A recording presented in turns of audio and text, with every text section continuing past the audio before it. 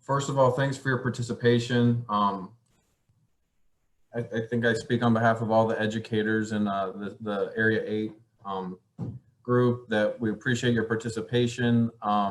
We really like to hear from you guys what other topics you might like to explore in the future if we do something like this.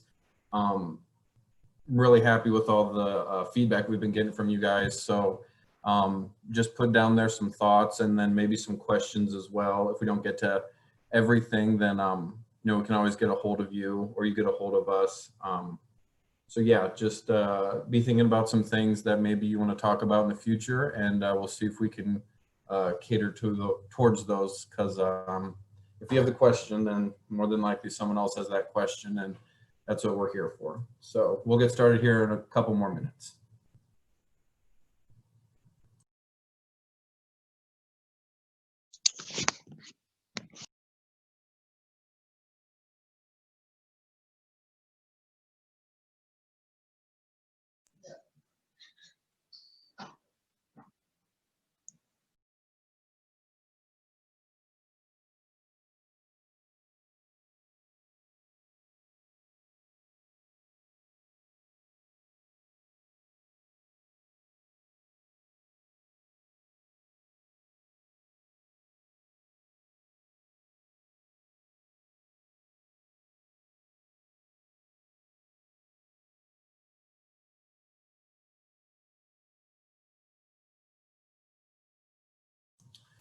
All right, my computer says 12:30, my phone says 12:31, and my phone or my wall clock says 12:29. So we'll get started here in the next 30 seconds or so. Just one last time as far as announcements and things, this is our last Lunch and Learn session.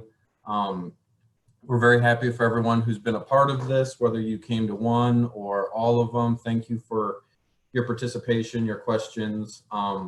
One thing to be thinking about during this presentation is other topics that you might want to see covered. If you want to throw those in the chat box or email them to either myself or your county educator. Those are, you guys have good insight as to what issues are out there in terms of ag or the green industry. So throw those ideas out to us and we'll definitely take a look at those if we do something like this in the future. And I think looks like we're doing good on time. So I'm going to go ahead and get started. As always, if you have questions, throw them in the chat box. If you want to send us a little bit on where you are all from, we'd like to see that information as well. Not quite as much to cover in my past turf issues. I think we have had some great topics in the past, from asparagus to labels, soils, everything like that.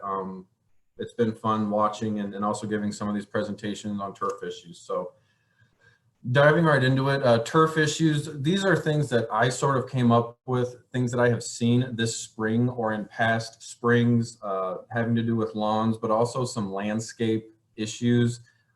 There will be a couple of times where educators, if you want to interrupt me, I do have, it's pretty,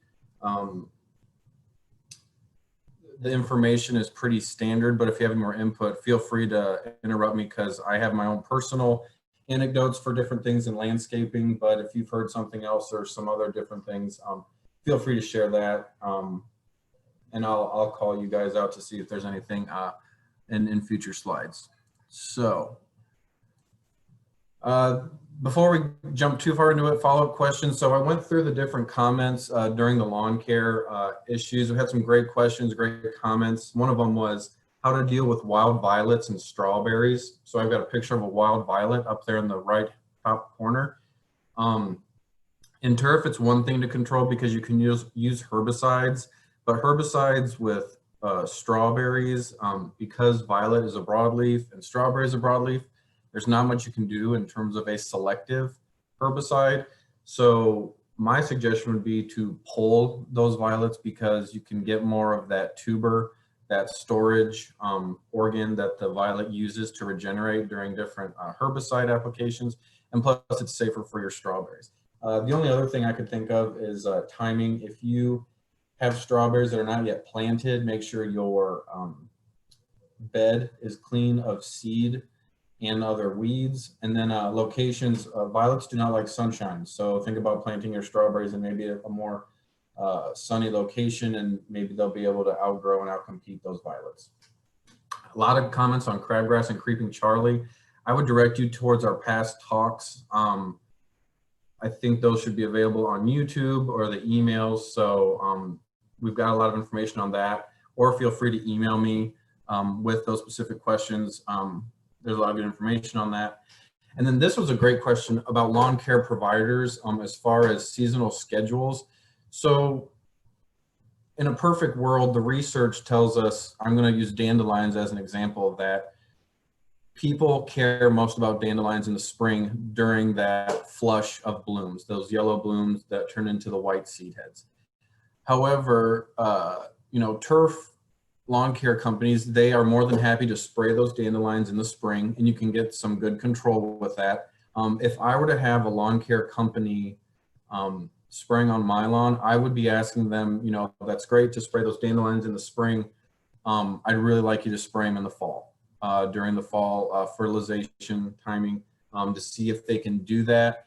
A lot of times, again, most as far as the marketplace and how the consumer wants to push dandelions is control them when those blooms are yellow and obnoxious. However, that's not the most efficient time to control them. That would be in the fall. And then company services are limited. With weeds like ground ivy or creeping Charlie, violets, other hard to control weeds, a lot of times those are going to take a little more tender loving care to get rid of them. So multiple applications.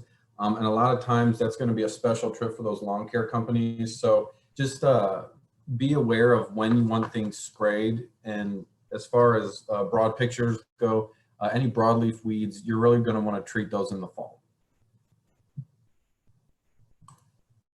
So the tough turf issues I'm going to talk about today pretty quickly. Spraying near landscape beds, thistles, because somehow those kind of got put on the back burner as far as control, and they can be quite a nuisance. White grubs, and then everyone's favorite critter, the mole, and then another sort of landscape plant that can turn into a weed, fountaingrass. So spraying lawns with landscaping around them, this is something where a lot of times we have the home lawn is butted up next to the landscape bed. Like Adam said in our last presentation, which was very, very good, the label is the law. So anytime you're not in compliance with what the label says, that is the applicator's fault, and liability does not rest with anyone else, because the labels are made there for a purpose. That's why they're so lengthy and kind of hard to get through, but the labels should have or will have the information you need to make sure that you're not damaging your landscaping plants. That third bullet is be aware of weather conditions. Drift is a big one, and missed targets. Now I've got a picture of, I started some tomato plants. I have them in a greenhouse. They're in a little cage, but tomato plants are one of those sensitive things that if you spray 2,4-D or say 2,4-D too loud around them, they will start to shrivel up and die. So one thing that I usually do, or what we did do during our research, is every time we sprayed, we were looking at temperature, humidity, precipitation, forecasts, but also maybe soil temperature. That's kind of more for the research side, the soil temperatures. But we're also looking for, you know, where the wind was coming from, if there was any wind, and that kind of covers you in terms of, you know, I sprayed on this day and it was only 5 miles per hour. You know, the temperatures weren't too hot or anything like that, so volatilization was not an issue. But just being aware. I understand that a lot of times, you know, you have to do what you need to do at a certain time, but just be aware of what's going on. If it's getting a little gusty out, you know, it might be time to not spray during that time. And so if I do spray a herbicide, I like to do it in the morning because it's usually more calm.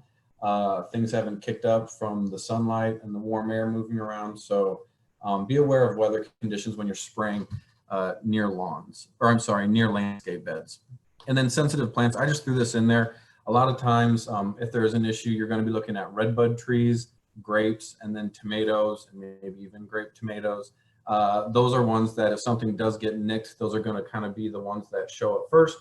So just be aware if you do have your tomatoes just planted and you're thinking about spraying weeds around there, just give a little bit more care to make sure you're not accidentally hitting that. All right, other spraying lawns, I've got that label as the law up there again because it is very important. This is another thing. So this picture on the top right, I don't know if you can see my cursor. It's got this sort of mat of turf, looks like it got underneath the mower and just kind of was shot out of the chute there. Herbicides need to reach the target plant in order to kill it. So this was about a foot long piece of grass residue, grass mulch that I saw. There could be anywhere from 0 to 50 dandelions underneath there. Now, if you go behind and you're thinking, well, I'm going to spray dandelions and I've got 40 or 50 of these things, well, that population isn't going to get hit, and you're just going to have these plants that, one, if they're not hit by the herbicide, they're not going to be controlled very well. The other thing is symptoms of off-target hits, but also symptoms of herbicide. So this dandelion here on the bottom right part of your screen, this is a dandelion that was sprayed with, I believe, a 3-way. So that would be 2,4-D, maybe MCPP, and then a dicamba mixture. And you can see the leaves are thinning out. Those flower stems are starting to twist. So that's a good sign. I like to see that. And it's one of those where all of the dandelions in an area are looking that way. And a lot of times it'll kind of increase over time. So if you do spray for weeds, keep an eye on them. Make sure that the weeds are being controlled. Now, these other two pictures, symptoms of off-target hits. So this is a mini twist evergreen plant, and this is an expensive plant. It's from one of the nurseries I worked at. Beautiful plants, and as you can see, it's got some wonky things going on here with the brown needles. But I took this second picture here in the middle to know, like, it's nowhere near lawn, so maybe it wasn't a spray issue. But I was asking around, do you have a dog? Was it planted before the cold hit?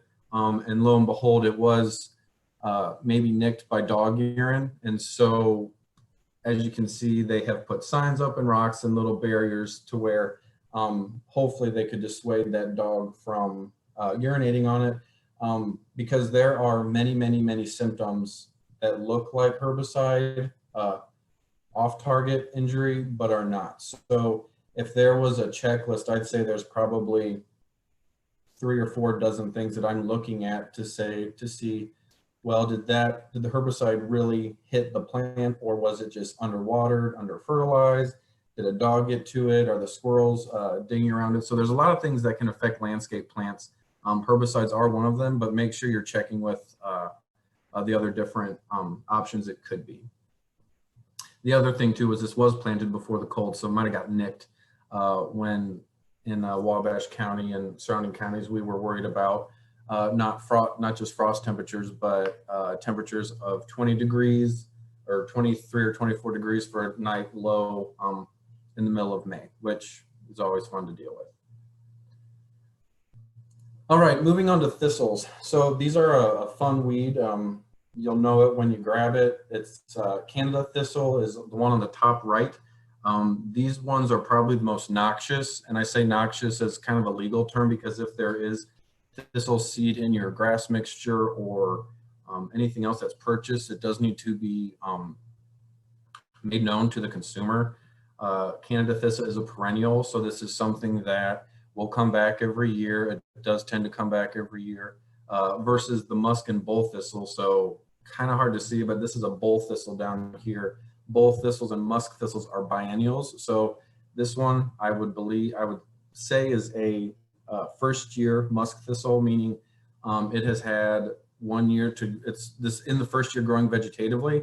So it's going to be just working on as much leaf tissue as possible. And so, but next year, if this is not disturbed, it's actually going to bolt and use all its stored carbohydrates to put on a flower, to put on seeds that will allow it to spread and grow in other places. So Canada thistle will spread via rhizomes, which are underground stem features And that's why you'll typically see never just one thistle. There's actually, I zoomed in on this picture this morning because I saw it and thought it looked good for a demonstration. There's one thistle here, but there was about 3 more hidden in this landscape area. So as far as herbicide options go, I would not spray a herbicide on this because it is growing through a plant. This would be something where I'd put on landscape gloves and get down as far as I can to the base and pull that out. And then it's good to go. And hopefully with the amount of shade that I believe it's a juniper is providing, then maybe the other thistles won't make it quite as far. But if you do have thistle in your lawn, those first 3, the clopyralid, 2,4-D, and triclopyr, will work at controlling thistles. However, expect to spray more than once over a subsequent number of years because of the rhizomes. You can take care of this main vegetative bit, but all that growing material underground, those are all possible starts to new plants as well.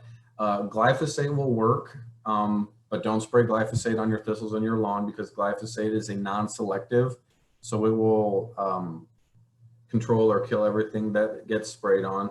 And then I've also included this link to, let's see if this works. This is where I got most of my information on thistles from the Forestry and Natural Resources Extension page. And this has a lot more good information on how to control Canada thistle and non-crop acreage. So I'm not going to go through this. I'm just going to scroll down here to, they have these different charts and don't have enough time to go through them, but they'll have the different herbicides you can use, when to use them, and other information. So I would, like other talks I've given, this is a great resource for Canada thistle. All right. Any questions on thistles? We doing okay with those? Yeah, I have a question. Yeah, go for it. So when I see a thistle, I just, my blood boils, and I get my shovel out and I go dig it up. Yeah. But you mentioned, I didn't realize they had rhizomes. Mm-hmm. I've had success with that, and I don't think they come back, but I don't know. And how deep do their roots penetrate? So for me, I have dug down over 1 foot. I broke a garden trowel at the turf center when I had some time on an afternoon. So I don't know the number, but I do know that folks who, like if you've heard of the people who will bury a tire and plant things in there, thistles can go underneath there. I've heard stories, and this is not, I can't think of the research, but stories about thistles crawling under sidewalks and getting into people's yards and landscape beds. So if you do dig them out, the deeper the better. Just be aware that there is still a possibility of regeneration from those rhizomes. The best thing to do is kind of like you said, get your shovel out, dig deep, but then just be vigilant with it. Because if you can get that row of thistle that sort of pops up, through everything, that'll help, one, kind of destroy its highway that it's growing along, but then it might nick it back far enough that you're taking away its resources, its stored resources that it can't regenerate. Does that help out? I'm just going to admit, thistles are not easy in any way. And so the herbicides do work, but again, you're limited with where they are. If I was to use a herbicide on, say, the picture we're on right now, what I would do is probably take a syringe without the needle, scoop up some either glyphosate or triclopyr and just dab it at that growing point and see how that does, because that will kill off the growing point. So one, it'll help from producing seed, but two, it might stop anything from kind of coming out the side underground. Does that answer your question? Yes, thank you. It's very thorough. And again, these are the fun turf questions that I kind of picked because they're not easy. There has been research on it, but weeds are good at what they do. And so thistles are one of those that you know, they are a pain in the butt, but a lot of times they can be controlled with a few steps. So I spent a lot of time with my first job working landscaping, pulling these, and it builds character, if anything else. So. Any more questions with thistles? All right, thanks for the question, Steve. Appreciate it. Okay, white grubs. This is another fun one.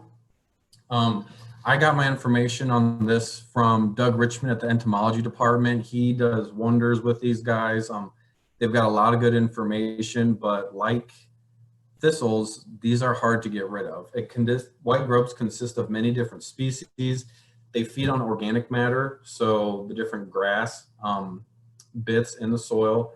They typically live in a thatch layer, and then they can go after plant roots, and then also some of the crowns and things.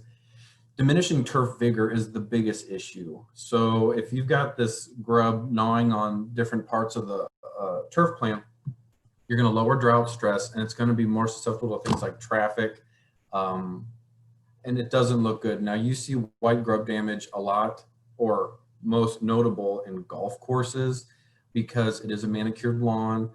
There's a lot of wear and tear on it, but also you can see a perfect strip of turf, and then all of a sudden, if you have a grub infestation, then you're just going to see this weakening of turf where it needs to be watered every day and doesn't look as good. So let's kind of jump into some life cycles. I'll kind of speed through these. These images were again from Dr. Richmond's white grub publication. So like I talked about with weeds, if we kind of learn about how weeds, how their life cycles affect how they grow, when they grow, same thing with grubs. You see this green is a strategy 1. That means you're applying your insecticides as a preventative, or they will call it, the preventative, as the adults are laying eggs, and hopefully to control those eggs. Strategy 2, and so if we're thinking of maybe just the annual white grub species, number 2 would be early curative. So that means the eggs have hatched, and that insecticide or that biological control would take care of the younger grubs.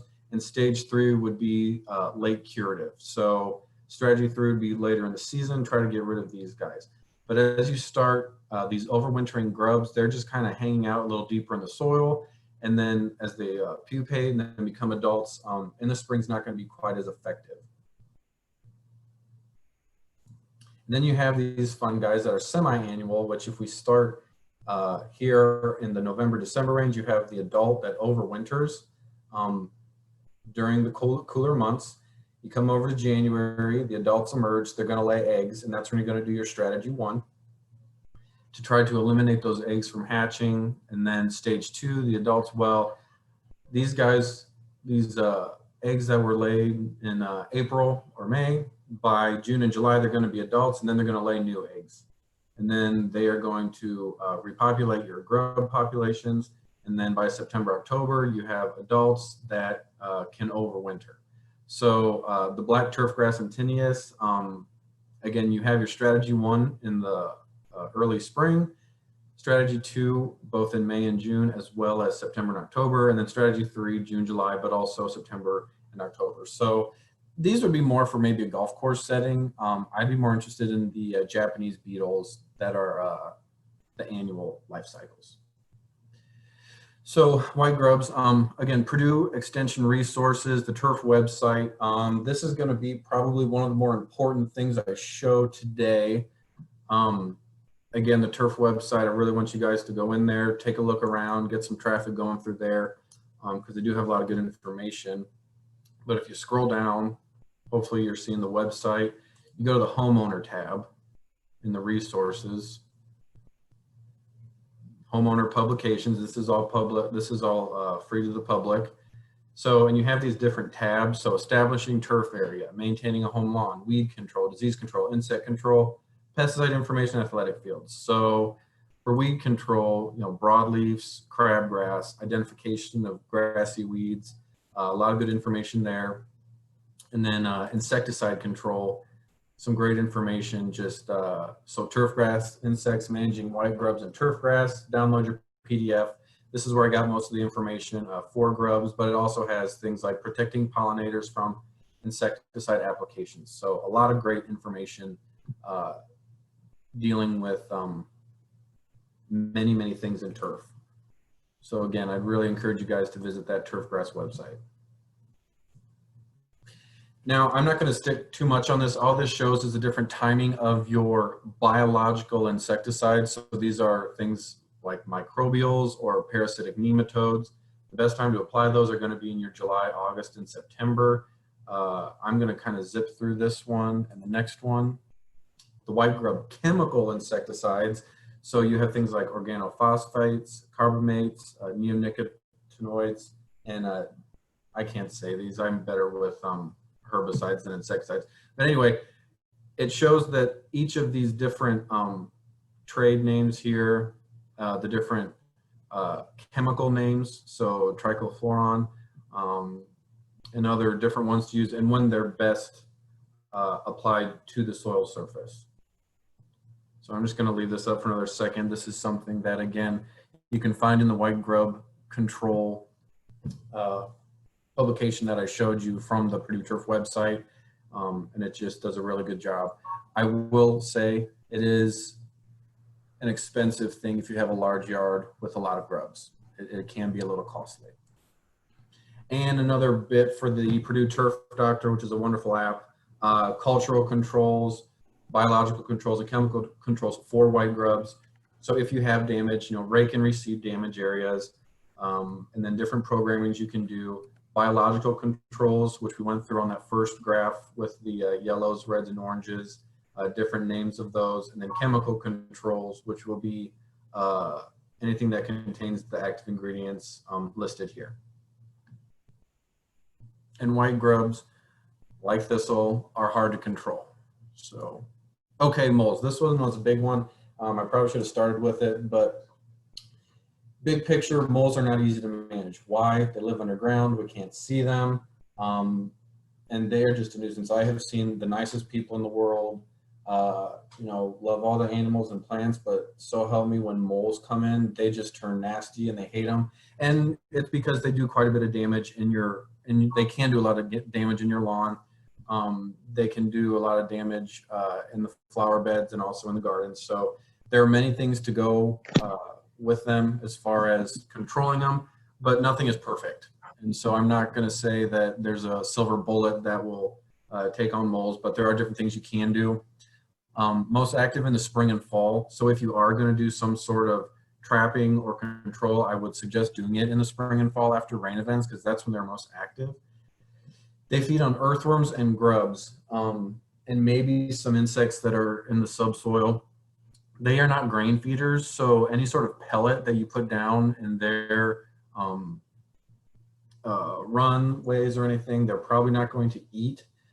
They do create surface runways. These are the things that we all see, the raised ridges. They are repaired by the mole if disturbed. Then they also do the main runways that are deep. The deeper main runways are the ones that they're going to use for their dens. The surface ones are going to be the ones that, it might be a reason you do roll your yard is to get those mole hills done. Here's an image I took at the local, I think it was Tractor Supply. It's a repellent that you put in your yard, water it in. Castor oil is the main ingredient in that. People have had some success. People have had not so good success. Again, not easy to do. The traps, so if anything, the traps might be the most effective because you'll be able to tell if you actually get your mole. From the publications I saw, it's used 3 to 5 traps per acre. And you want to do those on the sort of the main highways that the moles are using to get to their other feeding tunnels. Grub control. So you have up here in the top right corner, the mole killer.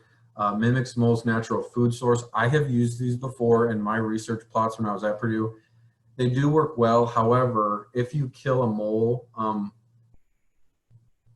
be warned that a lot of moles will move into those holes. So like thistle, like other hard to control weeds, these are things that you're going to really need to keep on top of it, because each spring the moles may have 3 to 5 young in their litters. So They just breed quickly. So if you're gonna really take on your moles, have a good plan of action.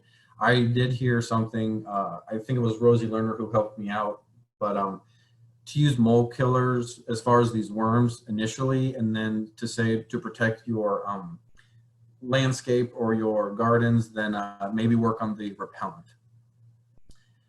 And then at the bottom there, you have the mole watch. This was my grandpa's favorite thing to do after he retired. He had a 5-acre lawn, and it was get a cooler of cool beverages and a lawn chair and wait for the moles to get to their those mounds. When they saw that, you ran out there with a pitchfork, and if you got lucky, you got the mole. So that does take time, but it is something that people do. A lot of times, golf courses will have a mole watch with some of their newer employees because, again, they can wreak havoc. And then one last thing about moles, try to control those grubs in your lawn. That will take away some of their diet, but moles eat worms and grubs and insects. So I would try to get rid of those grubs, one, because it's gonna hurt your turf. And then as a side note, it would also take away part of the mole's diet. So just be aware of that. All right, Fountaingrass. I can zoom through this in a minute. Everyone likes Fountaingrass. It's a real pretty perennial, easy to maintain, but you see these seed heads. A lot of the older varieties have viable seeds. So what you want to do is make sure that those do not get into your lawn, because what happens is this threading. If you have Fountaingrass in your lawn, it's going to strip and thread. I got these pictures from Dr. Aaron Patton from the Turfgrass lab at Purdue. So the threading occurs, decreases turf quality, and then you actually get seed heads in your lawn. Okay, so I apologize, it's 1 o'clock right now. Everything else I had was just review. So at this point, I can stay on for a few minutes for questions. I will see if I can pull up something here. If you guys have questions, launch them into the chat box. But before we get too far into that, again, thank you all for your participation. We really, really enjoy it. It's been fun teaching, and like I said, if we have a few more minutes, so I'd be happy to take some questions. Hey, Jeff, I got a first one for you. Kurt Campbell wants to know about clover and strawberries. Clover and strawberries. Anything, my personal opinion for anything in your strawberries, pull them out or try to get them out of there. It's just one of those things where anytime you're with veggies or fruits, I would not use a herbicide on those. I'd try to get those pulled. Okay, then Patty Weaver said she wants to know about, she weeds and feeds for dandelions every year, but she wants to know, does Roundup drift? It can. I would need to look at the label. I'm sure they say do not spray 10 mile an hour or more. Just to cover my own keister, I'd say just make sure that you're everywhere that touches, it's probably going to kill that plant. So, you know, if you sneeze or feel a sneeze coming on, don't hold your hand on the nozzle and launch it up into the air. You'll want to, you know, take your finger off, sneeze, and then get back to it. Because I have done that before, and you'll see the dead leaves on the crabapple. It's just a matter of being extremely careful where you hit that herbicide on the leaf. Perfect. I have another one here. Do you have any tips on getting the neighbors' outdoor cats to stop spraying on shrubbery? No. I mean, you could always get the dog, but that's kind of a big commitment. I mean, cats are going to mark, so that's a real difficult one. If you're real aggressive with it, I mean, an electric fence. I've heard of apple cider vinegar on different things, but that's more for like if a cat's licking something. So that one would just be more of a, if you see them in there, you know, make some noise or try not to antagonize them too much, but yeah, that's a difficult one because animals are a lot harder to control. They're pretty mobile. So just to add on to that, I've heard that cats do not like citrus very well, especially oranges or lemons, things like that. I do know that you can buy, I think it's at pet stores, some like anti-marking spray. And so it should try to deter them as best as possible. But that's just from personal experience I've had. Nice. And yeah, that's something too, where if you guys have had success with that, feel free to share it because again, some things work in some locations and some things don't work in others.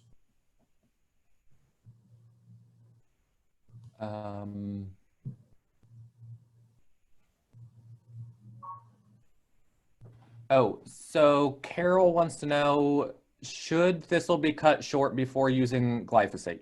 You can, but when you say cut short, I want the scissors in one hand and the syringe in the other, because thistles do a really good job of callousing, meaning if you're going to weed whack thistle down for an hour and a half and then come back and spray, there's a chance that that exposed tissue might have hardened off already. The plants do a good job of, sending different nutrients. It's like a scab.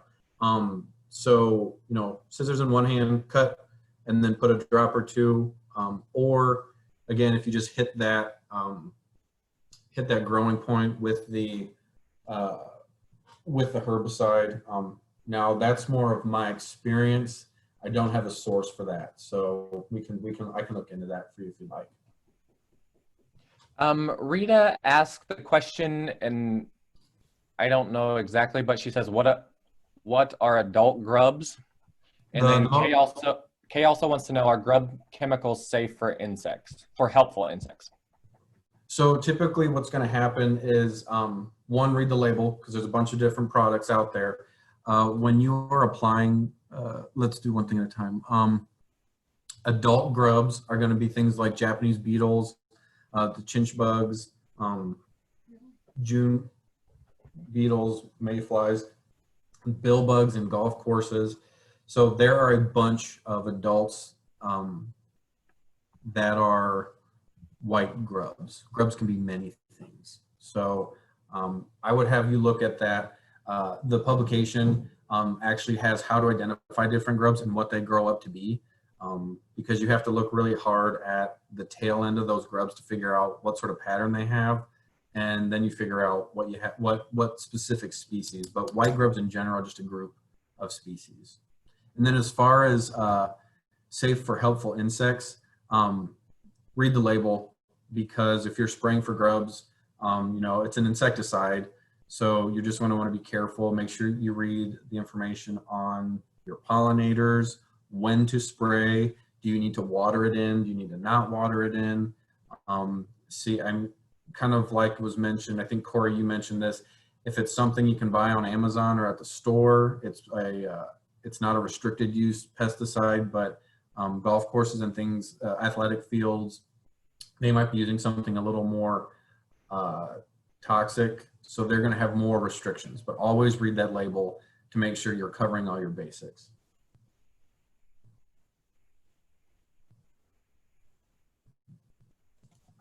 Moving on then. Would covering a thistled area in a garden by black plastic tarp over a season kill off the thistle? Depends on what you're using. For the most part, yes. If you're going to start a landscape bed where there are thistle, I would recommend, one, removing what thistles you see, maybe digging down the ground and pulling up any roots you see. But then if you're planting something, putting down that weed fabric, because a lot of times that thistle will hit the weed fabric and kind of grow sideways and then run out of nutrients. So yes, the black, if I understand it, I'm trying to find the question. The black plastic tarps will work. Now, having said that, every once in a while you get this really aggressive plant that will find the small hole where the light's coming through, and it will say, "All right, found it. This is where I'm going to be." So if you do that, what it will do is help make sure you limit where the thistles will emerge. So yeah, just, Can I speak for a moment, please? yes. This is Patty Weaver. I manage the ISU Community Garden, Mhm. and we have a very intense thistle issue, Canadian thistle issue. And I spray. I have a license to spray, so I've been spraying, and I sprayed one plot about 3 years ago consistently for, oh, I don't know, 2 or 3 months and never killed the thistle with Roundup and Mhm. vinegar and Roundup and vinegar and Mhm. just everything. Nothing worked. So we ended up, because we're semi-organic, we ended up just putting a black 6 mil black plastic down on this specific plot and left it there for a full year. So by May the next year, we uncovered and there was no thistle. And we planted, the gardener planted in it and took care of it. And basically kept them dug as they came up, and still no thistle in this specific plot. So we have 2 more now in black plastic. We also took all our path work surrounding this space and laid plastic down on it too, which is 6 mil, the heavy stuff, Excellent. and then Patty, chipped over the top of that. So we have semi-controlled our thistle. did you say you mulched over top Sorry? of that? Did you mulch on top of those? We had to put, we did, because we Good. put wood chips, Good. fresh cut wood chips off the tree over the top of the plastic, because that's our pathing area. We have to walk there to get around the garden and all. So we discovered just this week that thistle is coming up, growing up on the plastic through the chips now. So we're having to kind of uncover that and pull, and we pulled one and got 3 feet of roots laying on plastic. So we do have that as an issue right now, but that's still controllable. So, but we have an entire 2 20 by 20 plots in nothing but black plastic right now to kill the thistle in it. Excellent. Because that was what I call the epicenter. Huh? Excellent. That's good to hear that you got I'm some. sorry. No, that's good. I'm We got glad. some marginal control. It's doable control. I'll put it that way. Perfect. And one other thing that I've heard, I visited a homeowner who has about 2 acres worth of garden. They sell to the local restaurants, and they had a thistle invasion. He had wonderful success by planting sweet potatoes in an area that was known to have thistle, and those sweet potatoes were able to choke out the thistles in different areas. Now, I need to do some more digging on that just to make sure to see what he did, but he showed me the area that had thistles last year, and then the area he was planting his sweet potatoes this year. So that's in a vegetable I'm garden. interested in that. That would be fabulous to try out. And if you Because do, we grow some phenomenal sweet potatoes in the garden. that would be a good one to keep us posted on too, Patty. Okay, right now I can't do that. We're all out of sweet potatoes. There's nobody local that sells the slips. But next year, we'll try that. Wonderful, wonderful. Okay, thank you. And to keep me posted on any information else that you may have. Will do, Patty. Okay, thank you. Yep. I have another one here. Marcia said that bunnies are eating their way through her perennial beds. Any successful controls other than fencing? Liquid fence was unsuccessful. It looked like, Amanda, did you want to chime in on that? It looked like you had a good article. I did post an article there in the chat box, and we'll try to get Stephanie to send out that article as well from the University of Georgia. But I was just going to recommend, so if you try one method, and this is with most animal pests, you want to switch up your methods. They'll get used to, just like humans, we get used to if we're doing one method. So if you're using the fence and the fence only, they're going to get used to it. They're going to find ways around that. So switching it up, trying some taste repellents, some odor repellents, maybe even noise repellents. And always remember that an animal needs, of course, habitat, food, and water. So how can we break that cycle? Can we break the cycle of a rabbit habitat? So do we make sure that they don't have a way to get under our decks? Do we not have any, trees or other piles that they would like to hide under? So trying all of those methods could help as well.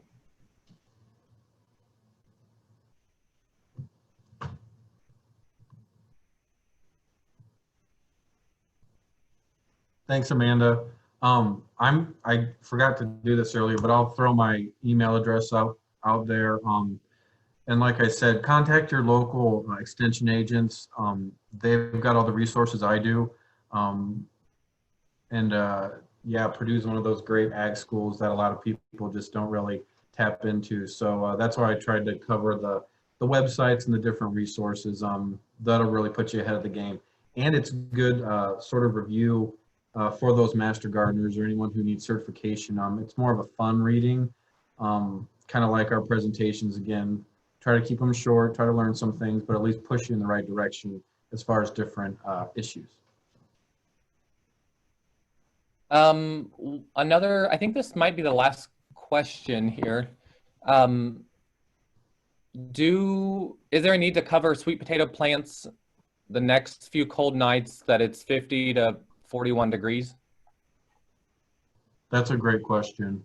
If they were my sweet potatoes, I probably wouldn't worry about it because it's above freezing. But if anyone else has any ideas, I mean, I wouldn't stop you. Just kind of, that's at your own discretion. So. Looks like Patty said, yeah, that would be okay. And it's not like we're getting those 20-degree nights, so.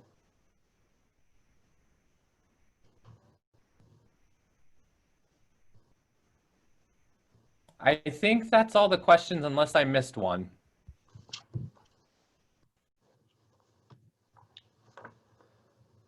All righty, well, thanks again for everyone's participation. Corey, thanks for your help with the questions. And all the other educators, I speak on behalf of them, just, thanks to everyone for being part of this. And everyone have a good rest of your week.